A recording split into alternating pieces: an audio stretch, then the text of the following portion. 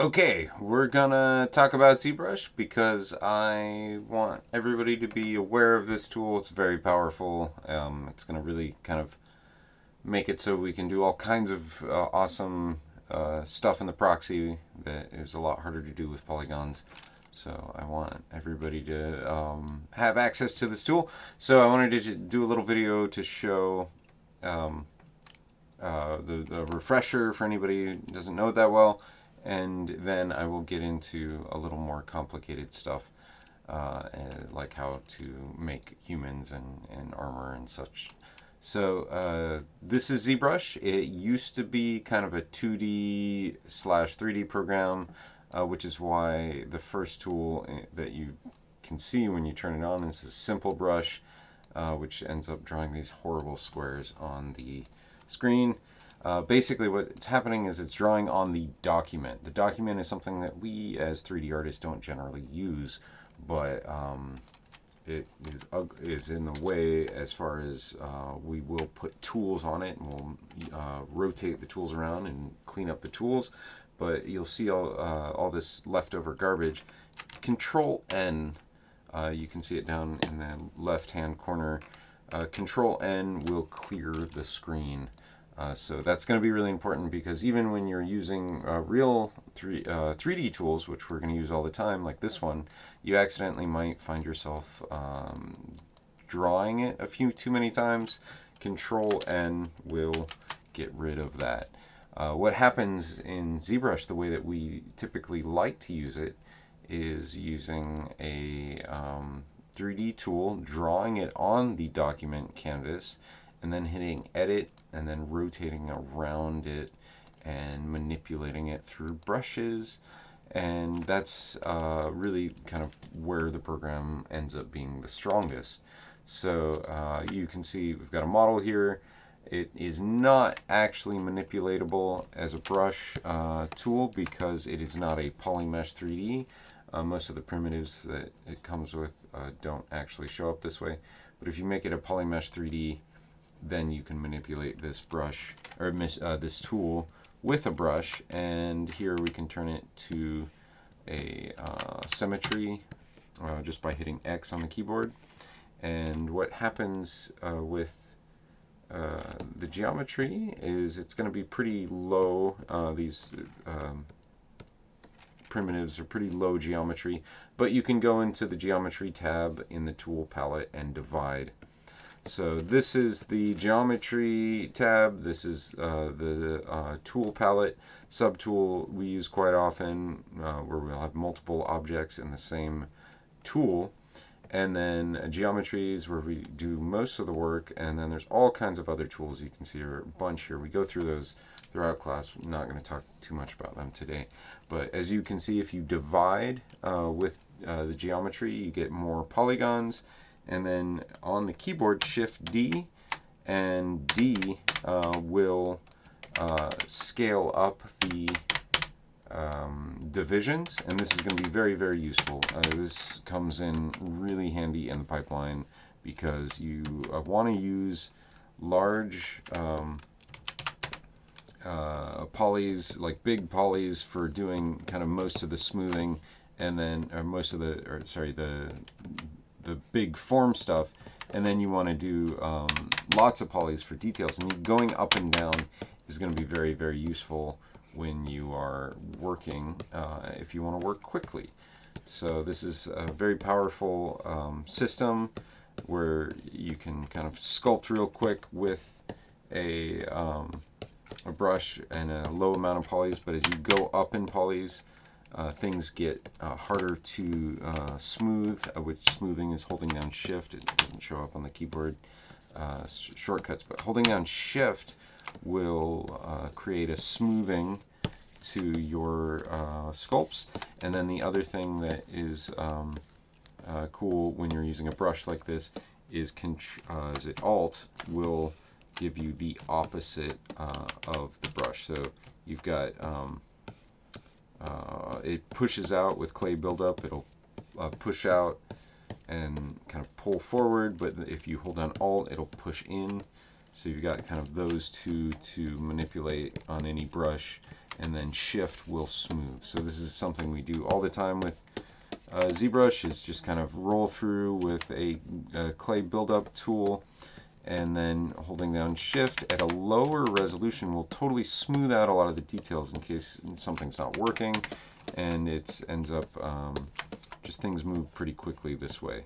So this is a pipeline that I want everybody to know how to sculpt, how to take any geometry and just kind of add detail to it. But the other thing we're going to learn about today is how to utilize Dynamesh and create a form, a body, and do whatever we want with those forms. So Dam Standard, another cool brush for doing details. He cuts in rather than adds, like clay buildup. And then once you get a certain amount of detail in there, you'll notice that some of the brushes kind of act a little funny. They don't, they're not quite smooth enough. Dam Standard's actually a really good one, but the other one that isn't so great at this level of detail is clay buildup. It creates these stair steps for no reason, and you can fix that with transform. No, it's under stroke, roll distance. If you turn that up, the clay buildup works a hell of a lot better. It's just quite clean and wonderful. A lot of the defaults of ZBrush aren't that great, including the material. So I like to change that into something a little prettier. But yeah, you can really quickly manipulate any model when you work this way, but I also want to show how to use Dynamesh and create some proxies. But before I go on to that, let's just talk a little bit more about what ZBrush is. I talk a lot about these tools. These are basically models that you can save, and you'll end up having a big list of them in any file if you've been working for a while. You save the files here under File, Save As. This is where you're going to save. It's a file scene with, say, multiple objects in it, as well as each object might have subtools. But the thing I want to point out is tools are much smaller as far as file size goes. So if you are worried about hard drive space, just save a tool here and manipulate that tool, bring it in each time. You just might have to reset up the materials. That's the cool thing about the file saving, is it keeps all your models that you're working with, and it also keeps your materials and all of your kind of textures and things that you might be working with. So I want to move on to do this project of the night, where we were going to create the horse and the rider. But in order to do that, we need a body and a animal here. Because I did kind of talk about Z-spheres in class earlier. There is a wonderful system, I just bring it up again, Z-spheres, for doing the more organic shapes, especially if you're doing something with multiple limbs. Z-spheres, you use the drawing tool to draw new spheres on the surface of other spheres, and you can create basically kind of an armature of what you need, which would be the limbs and torso, things for any kind of structure of character. So why don't I create this model basically sort of in this shape.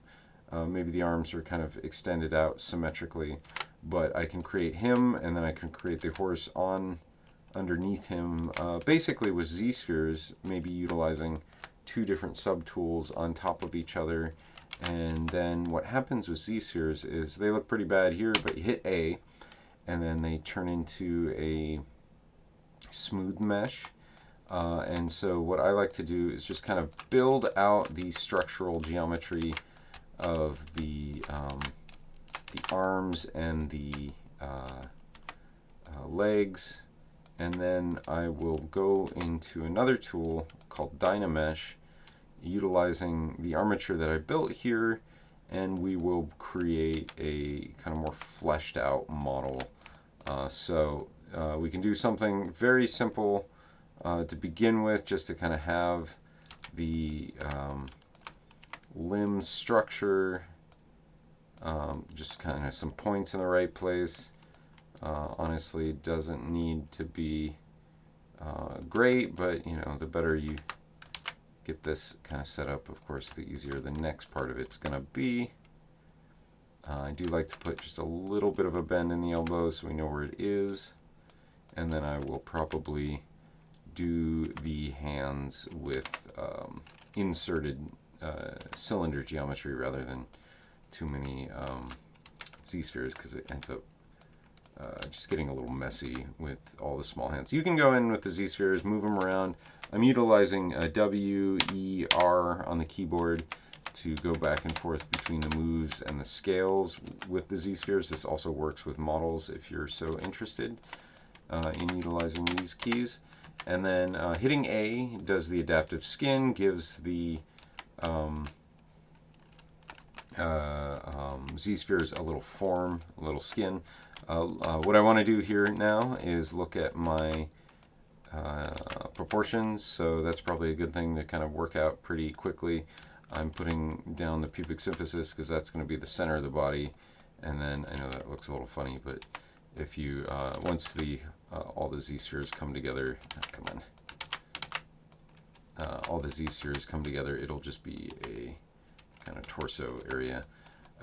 But what I want to do is make sure that's in the center, because this from head to pubic symphysis should be the same as from the body to the feet. So little tall on the feet, pull these up.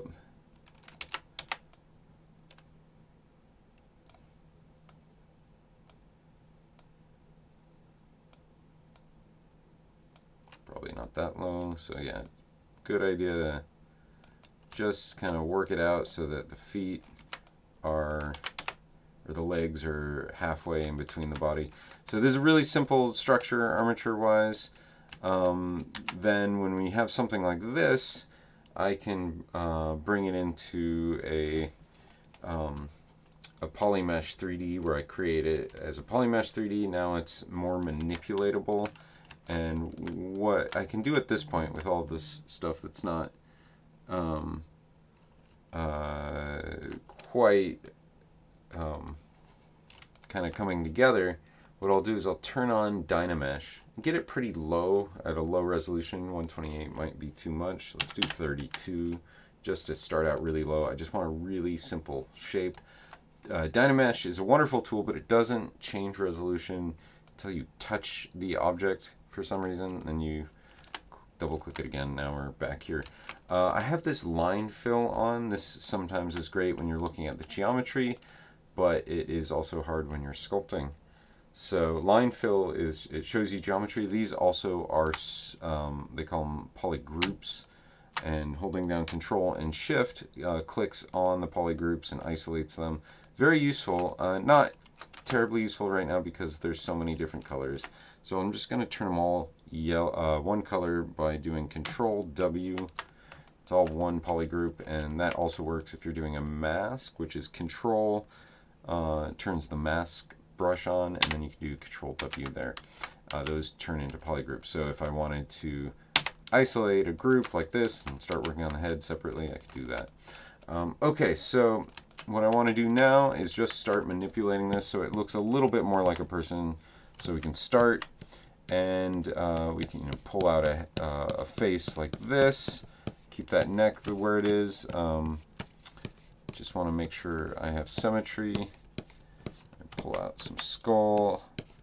Starting from ground zero, it's sometimes nice to have some shape in there to begin with, because this is going to look like an alien for a little bit until I get some more shapes in here. Sometimes we can use the insert brush. Dynamesh is pretty cool because you can use the insert brush and then just hold down Control, and it'll reset the Dynamesh system, and basically just add that form right into the shell. So let's utilize clay buildup. just kind of building out the rib structure. The other thing that's important with the clay buildup brush is to turn off the back face mask, or to turn on back face mask. This makes it so I don't accidentally work on the front and the back at the same time. You'll notice you'll mess up your models pretty quickly that way. Another tool that works really well for building up when you're coming from Z-spheres is the inflate brush. It just fills in your armature. It just like fills it in really quick. So I like this one. There's some other ways to add mass, but really the mass, like however you add it, doesn't matter. You just want to get it in, and then we can start to seriously sculpt this as if it's a real human rather than just a weird funky looking shape. Because once we get it into the right space, then we're going to want to look at our references and think about our anatomy lessons, and what the rib cage is and the arm is and stuff. I'm going to do this kind of A pose. The legs are a little too far out, but it is not a bad pose to start with. I do like utilizing sometimes the legacy move tool every now and then. It's kind of an old way of doing things. And so this is still just the body with the body sock. Generally, a lot of people will love to not start from scratch like this. Start from model. You can find models through your file Lightbox projects. It's going to show all kinds of ZBrush models that you can just grab and smooth out and manipulate and turn into your own. But I just wanted to show how we can create from scratch, because it's always fun to see how we can start from the beginning. So yeah, a couple of kind of issues with the overall geometry, and then we will begin really thinking about the anatomy once I get these proportions kind of roughly in the right place. I probably want things a little thin in the most areas before we start building the geometry, but one of the things that I don't like is how we always get these like kind of smoothed out necks, smoothed out fingers or whatever, and you really need to kind of move things around to get the angles that we need for a head. And so now I'm moving things around. I can keep holding down control and dragging down will redistribute polygons, make things a little easier. But here we're getting closer and closer to having a shape that we can move forward with. For the hands, I said I wanted to use insert cylinders rather than Z-spheres, just because sometimes the Z-spheres are just a little finicky when you get into small thresholds, and the insert spheres will work great, but they won't work at this low resolution, so I have to wait until I have enough structure and detail to put in the fingers. So I might as well, I don't like not seeing the fingers in the proportion, so I might as well kind of at least give a shape to the hands. I'm going to utilize a couple of other brushes. Trim Dynamic, it's a really fun one because it flattens out really quickly. I don't want this ball shape, just flattening it out. And then now I can move this around, because the whole limb proportion from if we're really wanting to figure out how to make these work right, we need to see how the fingers go all the way down. We need to see where the elbow is, and a lot of that takes you going all the way to the tips of the fingers to see these proportions. So real thin to start, but maybe just a little bit of an inflate so we don't get too thin in some of these spots.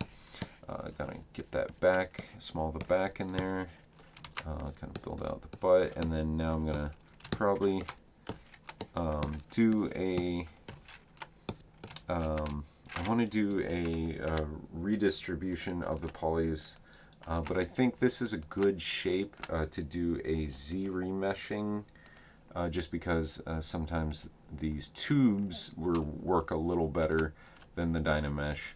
And what I can do now is divide it once. Z-remeshing is great. It basically takes longer and is more complicated than Dynamesh. It does work better than Dynamesh, but it takes longer. So I usually start with Dynamesh while I'm working things out, and then Z-remeshing is more about this polyflow, which is going to help me when I'm sculpting. Just makes things a little easier to smooth. We don't have the face, the eyes, the nose. This is a proxy. We don't need that yet, but I do want the overall structure. We can put some of this in, especially if we divide it a few times. We can get even the nose in here and the mouth structure. Chin is a little wide. Going back down, holding down Shift and D brings us back down, gives us a lower polygon system, which makes it easier to manipulate. Now we can kind of bring in all of this geometry. The other thing that you might want to pay attention to is the the select rectangle tool. This is really helpful when you just want to isolate the body without the arms, because you don't always want to see the arms when you want to get in here and start utilizing this angle to really kind of draw the anatomy right. His face got a little too far out there, and then too much depth. Okay, so real rough altogether. I'm still trying to keep it really simple. I do like to look for the planes first. This is kind of one of the reasons I love Trim Dynamic as a brush. Just really easy to kind of block out planes and understand your shapes without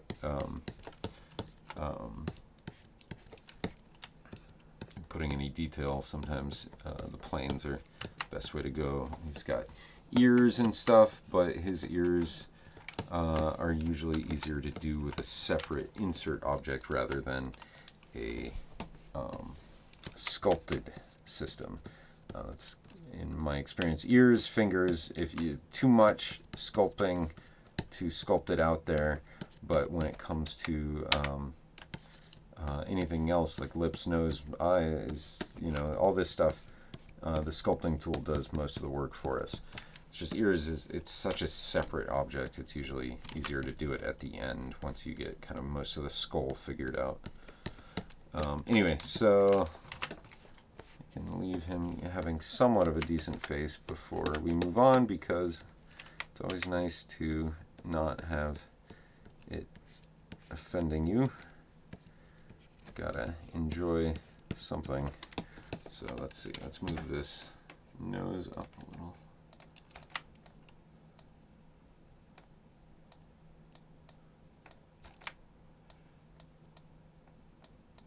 This guy will eventually have a mustache, but everybody starts with a mouth.